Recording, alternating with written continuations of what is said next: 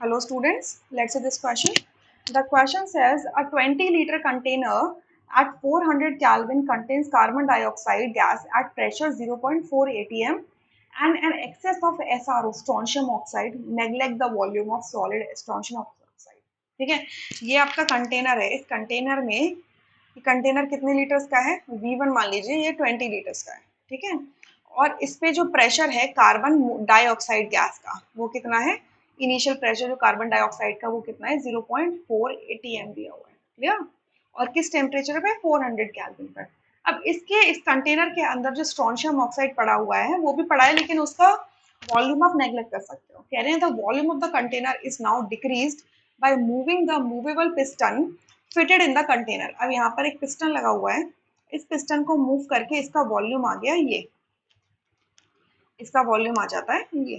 ठीक है, सो ये जो नया वॉल्यूम होगा इसको मैं बोल दूं V2 और इस वॉल्यूम पे नया प्रेशर आएगा दैट इज P2. सही बात है, वॉल्यूम डिक्रीज करोगे तो प्रेशर इंक्रीज हो जाएगा ना.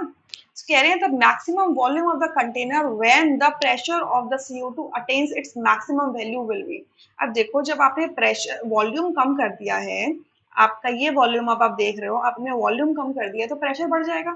तो ये जो मैक्सिमम प्रेशर अगर ये CO2 अटेन करेगा तो उस मैक्सिमम प्रेशर के कॉरस्पॉन्डिंग जो ये मैक्सिमम वॉल्यूम ऑक्यूपाई कर सकता है उसके अलावा ये और कोई वॉल्यूम ऑक्यूपाई नहीं कर सकता, वो वॉल्यूम आपको फाइंड आउट करना है. ठीक है, सो आपको प्रेशर पता होना चाहिए. अब इंफॉर्मेशन क्या है? Given that SrCO3 strontium carbonate solid जो है वो डिकम्पोज होता है स्ट्रोंशियम ऑक्साइड सॉलिड में प्लस कार्बन डाइऑक्साइड गैस में. इसके लिए इस इक्विलिब्रियम के लिए Kp दिया हुआ है, equilibrium constant in terms of partial pressure दिया है. अब देखो स्ट्रोंशियम कार्बोनेट सॉलिड है, स्ट्रोंशियम ऑक्साइड आपका सॉलिड है, तो सॉलिड्स का जो पार्शियल प्रेशर होता है वो यूनिटी होता है. सो Kp मैं क्या लिख दूंगी? Kp क्या हो जाएगा आपका? जो अगर मैं इन स्टार्टिंग बोलूं इक्विलिब्रियम कांस्टेंट क्या होता है आपका? Partial pressure of equilibrium constant in terms of partial pressure क्या होता है आपका? Partial pressure of carbon dioxide, partial pressure of SRO divided by partial pressure of SrCO3.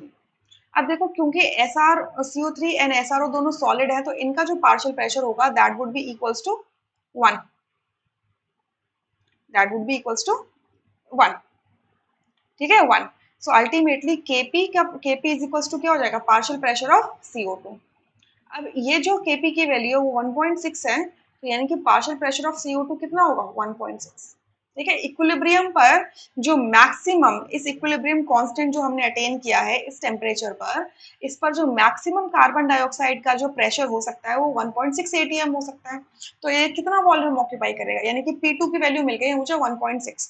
So according to Boyle's law temperature constant रखा हुआ है, सो आपका P1 V1 is equals to P2 V2 होता है. ठीक है, सो मुझे क्या निकालना है? V2. So V2 is going to be P1 V1 upon P2. P1 कितना है? 0.4 atm, V1 कितना है? 20 लीटर्स, आपका P2 कितना है? 1.6 atm.